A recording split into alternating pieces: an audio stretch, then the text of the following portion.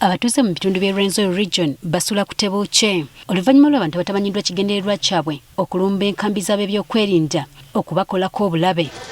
Bino byatuusewo ku Lwomukaaga lwa wiiki ewedde enkambi ez'enjawulo bwe zaalumbiddwa abantu ababadde bagalidde ebisi okuli amajambiya, butidde n'ebirala bwe baalumbye ne balumya ab'ebyokwerinda bawerako abamu ne bafa. Ebundi bujjo ekibinja ky'abatamanya ngamba ababadde n'amajambiya balumbye enkambi ya UPDF ey'Kakuka ne Malindi mu ggombolola y'Essindira ne batta abantu babiri.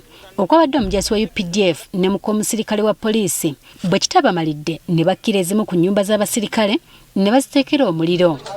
Nyenkyakara munuka kutandikira saa 10 mpaka 11 tutungira abalemu baatakinga ditachi ya Malindi. Kino kyawaliriza abasirikale nabo okwerwanako ne batandika okubaddiza amasasi okakana nga basseeko abalumbaganyi babiri n'abalala 5 ne bakwatibwa.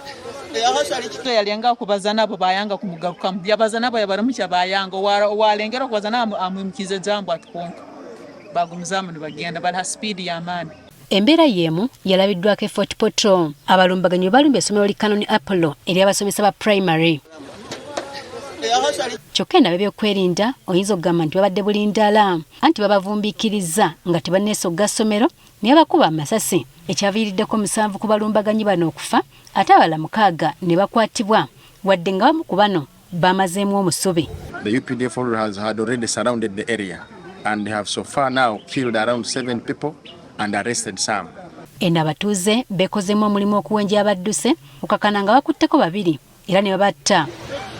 Ne Kasese abantu abatamanyiddwa balumbye ne bakola obulumbaganyi ku barracks za poliisi. Balumbye ebifo bibiri wane wange Kasese, balumbye Kasese police barracks ne balumba ne Lugenda ba. Obutaawukanako n'ababadde mu bitundu ebirala ne bano babadde babagalidde amajambiya n'ebisse ebirala. Babadde ne Butida ne babeera n'amajambiya ne beera ne binne obaka kugambye nti ebidagala bino besiige ebigando ebikonjo babiki. Eno abakuumaddembe bawaliriziddwa okuba amasasi okutangira abazigu bano.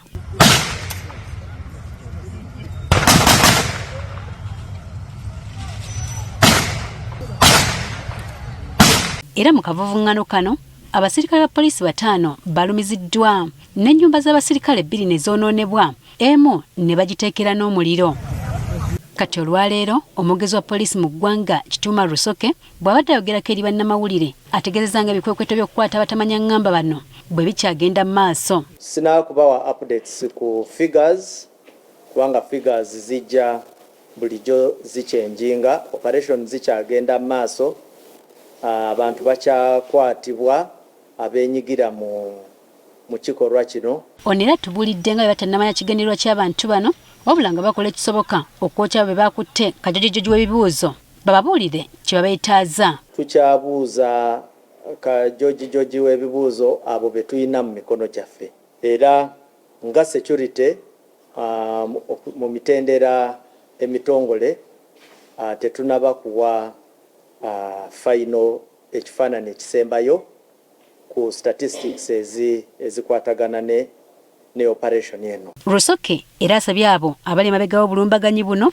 okuvayo okubabuulira ekigendererwa kyabwe. Either a group comes out and formally gives their motive, like the way most groups make attacks and then they go to their websites and give formal communication about their motives. Mu kiseera kino ng'obunkenke bwo bukadde mu kitundu kino, Rusoke asabye abatuuze okwewala okutwalira amateeka mu ngalo wabula beeyambisa ab'ebyokwerinda. Nti wabaawo omuntu yenna we bateebereza bategeeze security. Kyokka abagumizza nga kati bayinza okweddirayo ne bakakkalabya ejjaabwe nti kubanga embeera yazedda mu nteeko.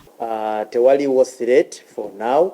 Mu kiseera kino ekigendererwa ky'abantu bano tekinnamanyika era nga tekimanyiddwa oba nga tebaddemu kulumbagana kitundu kino. Jennifer Kabale, Agafeeyo ku Spark TV.